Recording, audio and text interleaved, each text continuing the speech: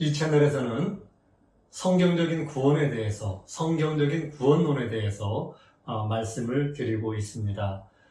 거짓 선지자에 대해서 앞전 시간에 말씀을 드렸는데요. 초대교회, 예수님이 이 땅에 왔다 가신 지 얼마 되지 않은 그 초대교회에도 벌써 거짓 선지자들이 나타나기 시작을 했습니다. 지금까지 예수님이 왔다 가신 지가 2000년이 넘었잖아요. 그런데 벌써 이 사단 마귀는 에덴 동산에서 아담과 하와 둘을 미혹을 했고, 초대교회, 교회가 이 땅에 생겨났을 때 그 초대교회 신자들을 미혹을 했고, 끊임없이 영혼들을 노략질하는데 지금까지 얼마나 많은 사람들을 거짓 가르침으로 그 영혼들을 노략질을 했겠습니까? 사단 마귀가 예전에는 믿는 사람들을 못 믿게 핍박을 하고 죽였습니다. 그러다가 그게 아무리 해도 안 되니까 이제는 시스템으로 교회를 나가서 신앙생활 잘 해도 결국은 거짓 교리 안에 있도록 지금은 시스템으로 거짓 교리를 가르치는 것 같은 느낌을 많이 갖고 있습니다. 지금 우크라이나하고 러시아하고 전쟁을 하잖아요. 그런데 우크라이나가 전쟁을 잘하는 이유는 미국에서 4차 산업혁명을 통한 그 시스템으로 우크라이나 군에게 많은 정보를 주기 때문에 그들이 적은 무기를 갖고 적은 인원의 군인을 갖고도 전쟁을 잘한다고 제가 들었습니다. 자, 사단 마귀도 지금은 시스템으로 교회 안에 완벽하게 거짓 교리를 깔아놓고 그냥 믿으면 그 교리 안으로 들어오면 지옥 가는 그런 시스템을 깔아놨다는 느낌이 저는 많이 듭니다. 거짓 선지자, 고린도후서 11장에 보면은요, 거짓 사도, 괴율의 역군, 이런 사람들에 대한 게 나오는데, 그리스도의 사도로 가장하는 거짓 선지자, 이들은요, 사단도 자기를 광명의 천사로 가장을 하잖아요. 그런데 이 사단의 일꾼, 거짓 선지자, 이들은 자기를 의의 일꾼으로 가장을 한다, 이렇게 얘기를 하고 있습니다. 의의 일꾼. 지금 이 땅에 거짓 선지자의 역할을 하는, 자신도 모르게 거짓 선지자 역할을 하는 사람도 많이 있을 거예요. 그런 가장된 의의 일꾼들 굉장히 많습니다. 이들은 특징이 아주 열심입니다. 부지런합니다. 또한 그곳에는 경우에 따라서는 소규모도 있지만 굉장히 많은 사람이 모여 있습니다. 이렇게 큰 집단이, 이렇게 많이 모인 자신들의 교회가 거짓 가르침을 가르칠 것이라고는 상상이 안 될 만큼 많은 사람들이 모여 있습니다. 그리고 지식적으로 굉장히 준비가 잘 되어 있습니다. 신학적으로, 교리적으로, 조직적으로 연구하고 정리가 참 잘 되어 있습니다. 그리고 이들은 아주 거룩해 보입니다. 그리고 물질도 풍부하고요. 예배당도 굉장히 큽니다. 세상에서 아주 영광스럽습니다. 의의 일꾼으로 가장한 이 거짓 선지자들. 마지막 시대에 이제 이 땅에 온 거짓 선지자들은 내가 그리스도다, 이렇게 얘기를 하는데, 지금 그 미혹은 이미 초대교회에서도 시작이 되고 있습니다. 에덴 동산에서 아담과 하와가 있을 때 사단 마귀가 하와를 통해서 하와와 아담에게 선악과를 먹게 했잖아요. 사단 마귀는 그 인류의 조상 아담과 하와, 그 두 사람도 그렇게 집요하게 꾀를 써서 무너뜨린 것을 볼 수가 있습니다. 지금 이 시대 우리나라의 교인들 숫자가 한 700만 정도가 된다고 합니다. 전 세계적으로 굉장히 많습니다. 이렇게 많은 하나님을 믿는 사람들이 있는데 사단 마귀들이 이 많은 사람들을 먹잇감으로 아마 굉장한 그런 유혹들을 하고 있을 거예요. 우리 사도행전 13장을 한번 보면요, 13장 6절에 온 섬 가운데로 지나서 바보에 이르러 바 예수라는 유대인 거짓 선지자 박수를 만나니, 사도 바울이 온 섬 가운데로 지나서 바보에 이르렀는데 거기에 바예수라는 유대인 거짓 선지자를 만났습니다. 그런데 이 거짓 선지자가 얼마나 영향력이 있는지 총독과 같이 있는 거예요. 그가 총독 서기오 바울과 함께 있으니 서기오 바울은 지혜 있는 사람이라. 이 거짓 선지자가 총독 서기오 바울과 함께 지금 있는 거예요. 자, 이렇게 이미 거짓 선지자들이 나타나기 시작을 하죠. 사도 바울이 그 거짓 선지자에게 모든 괴계와 악행이 가득한 자, 마귀의 자식, 모든 의의 원수, 주의 바른 길을 굽게 하기를 그치지 아니하는 그런 의의 원수, 이렇게 얘기를 하면서 주의 손이 네 위에 있으니 네가 소경이 되어 얼마 동안 해를 보지 못하리라, 이런 저주를 합니다. 벌써 거짓 선지자가 등장하기 시작을 했습니다. 사도행전 15장에 보면요, 어떤 사람들이 유대로부터 내려와서 형제들을 가르치는데 너희가 모세의 법대로 할례를 받지 아니하면 능히 구원을 받지 못하리라, 이렇게 얘기를 합니다. 바로 안디옥 교회 얘기입니다. 바울과 바나바가 안디옥 교회를 개척해서 이제 많은 사람들이 출석하는 그 신자들이 생겼어요. 그런데 여기에 유대로부터 내려온 형제들이 그들에게, 그 교인들에게 모세의 법대로 할례를 받지 아니하면 능히 구원을 얻지 못한다, 이렇게 얘기를 하는 거예요. 그래서 바울과 바나바가 저들과 이제 변론이 생겼어요. 적지 아니한 다툼과 변론이 일어난지라, 이렇게 기록하고 있는데요. 그런데 변론이 생겼는데 바울과 바나바는 지금은 새 언약 시대라서 이 모세의 할례는 필요가 없다, 이 할례로 구원받는 게 아니다, 옛 언약 시대에는 할례를 받아야만 아브라함의 자손이 될 수가 있었지만 지금은 그 시대가 아니다, 새 언약 시대에는 믿음으로 의롭게 돼서 믿음으로 거듭나서 예수님을 믿는 믿음으로 구원받는다, 아마 이렇게 얘기했을 거예요. 그런데 다툼이 결론이 나질 않는 거예요. 저들도 끝까지 모세의 율법으로 할례로 구원받는다, 이걸 주장하는 것 같아요. 그래서 결론이 안 나니까 이 문제를 가지고 예루살렘에 있는 사도와 장로들에게 그들을 보냅니다.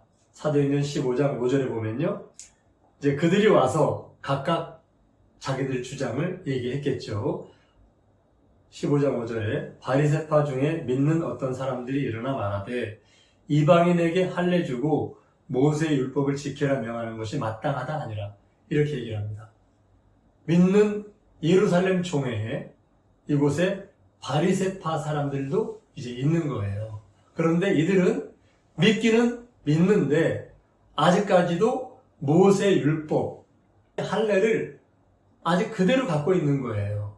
옛 언약의 가르침, 이 배꼽질 끊어서 다 버리지 못하고 아직 그대로 갖고 있는 거예요. 그래서 바리새파 사람들은 바리새인들을 두둔합니다. 그래, 이방인이 믿으려고 하면 좋지. 그런데 이들도 할례를 주고 모세율법을 지키라고 명해야 돼, 이렇게 얘기를 합니다. 그러니까 여기에서 이제 사도들이 이 문제에 대해서 서로가 토론을 하고 결론을 내는데요. 베드로가 먼저 얘기를 하고 그 뒤에 야고보가 결론을 냅니다.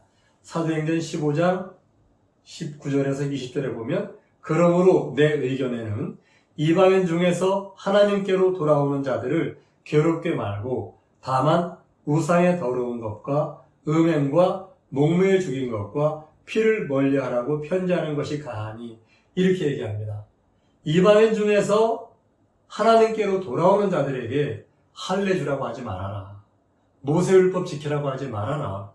그러나 다만 4가지 율법에서 얘기했던 것들이에요. 이것은 새언약 시대에도 지켜야 된다. 그것은 바로 우상에 더러운 것, 우상 숭배하지 말고, 바로 우상에게 절하지 말고 섬기지 말고 음행하지 말아라. 그리고 목매에 죽인 것과 피, 이것들은 피는 생명과 일체이기 때문에 하나님 말씀에서 율법으로 먹지 말라고 금하고 있죠. 이것은 새언약 시대에도 마찬가지예요. 이 피는 먹지 말아야 됩니다. 요 네 가지만큼하고 다른 것들을 다 풀어준 것을 알 수가 있습니다. 또한 사도행전 20장에 보면요. 여러분들은 다른 가르침, 거짓 가르침, 다른 예수, 다른 복음 이런 것들이 거창한 걸로 생각할 수도 있는데요. 아주 작은 것부터 시작을 합니다. 작은 것에서 시작을 해서 결국은 그것이 내 영혼을 무너뜨립니다. 이 다른 가르침이 구원과 관계되지 않는 부분도 있을 수가 있습니다. 그러나 이런 작은 것들이 나에게 들어오기 시작을 하면 결국은 내 영혼까지도 누락을 당할 수 있는 그런 위험한 요소가 있습니다. 사도행전 20장에 보면요. 에베소 교회를 섬기던 사도 바울이 이제 에베소 교회를 떠나는 그런 기록이 있습니다. 그가 장로들을 다 불러 모았습니다. 불러 모으고 그들에게 고별 설교를 합니다. 20장 29절에 보면 내가 떠난 후에 흉악한 이리가 너에게 들어와서 그 양떼를 아끼지 아니하며 이렇게 얘기를 하고 있습니다. 이 사도행전은 누가가 기록을 했죠. 기록 연대는 61년에서 62년경으로 로마에서 기록한 것으로 이렇게 되어 있는데요. 바로 60년 초에도 AD 60년 초에 예수님이 승천하신 지 이제 약 한 30년 정도 됐어요. 이 시절에 벌써 흉악한 이리가 너에게 들어와서 양떼를 아끼지 아니하고 이리는 양떼를 잡아먹습니다. 영혼을 잡아먹습니다. 내가 떠나면 흉악한 이리가 너에게 들어와서 양떼를 노략질할 것이라고 사도 바울이 이렇게 염려를 합니다. 이렇게 염려하는 거짓 가르침이 득세하는 이 시기가 바로 예수님이 승천하신 지 30년밖에 안 된 그 시기에 벌써 이런 일들이 벌어지고 있는 거예요. 여러분들 정신 똑바로 차리셔야 됩니다. 여러분들이 매일 출석하는 교회, 그 교회 목사님의 가르침이 성경적인지 아닌지 여러분 분별할 수 있습니까? 여러분 성경을 얼마나 보시나요? 성경을 본다고 한들 그런 지식이 여러분들에게 있습니까? 저는 이 시대에 말씀 회복에 대한 그런 필요성이 이거 아니면 하나님 나라에 갈 사람이 너무 적겠구나 하는 그런 안타까움이 들어서 제가 사회생활하는 평신도지만 때로는 일주일에 3번씩을 성경 공부를 한 적이 있습니다. 낮에 1번, 저녁에 2번, 일주일에 3번.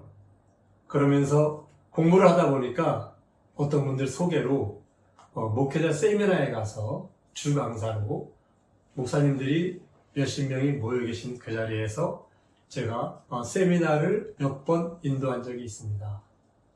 한 3년 정도 그렇게 했습니다.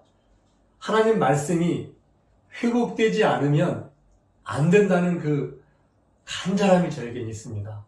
그래서 제가 이 방송을 시작해서 이제 한 10서너 번 지금 하고 있는데요. 이유는 이 방송을 한 사람이 듣든 10사람이 듣든 100사람이 듣든 이 방송을 듣고 단 몇 사람이라도 진리의 말씀을 발견하고 회복하고 이 말씀으로 하나님 나라에 갈 수 있는 그러한 하나님의 자녀들을 길러내기 위해서 그래서 저 이 방송을 시작했습니다. 초대교회에 벌써 굉장히 많은 거짓 선지자들이 나온 것 성경에서 계속해서 얘기를 하고 있거든요. 그러면 그 말씀을 듣는 신자들은 거짓 선지자에게 자기 믿음을 지킬 수 있었을까요? 아닙니다. 성경 보면 그 말을 잘 용납하고 미혹해서 그 가르침 받아들이는 사람이 굉장히 많습니다. 그런데 지금 이 시대 예수님이 왔다 가신 지 2000년이 지난 이 시대 큰 교회 수만 명의 수십만 명의 신자들이 모여서 예배를 드립니다. 그런데 그분들이 과연 자기들을 가르치는 그 목사님의 말씀이 성경적으로 바른 가르침인지 분별할 수 있습니까? 여러분, 지금 이 시대의 구원론 중에서 믿기만 하면 구원받는다고 얘기하고 있죠. 이것이 과연 하나님 말씀, 성경적인 가르침인지 인본주의로 사람들이 믿는 사람들 편하기 위해서 영접 기도하고 믿기만 하면 구원받는다고 만들어낸 건지 여러분들 구별할 수 있습니까? 분별할 수 있으세요? 여러분들이 내 영혼을 스스로 지키는 진리의 지식에 이르시기를 바랍니다. 감사합니다. 성경대로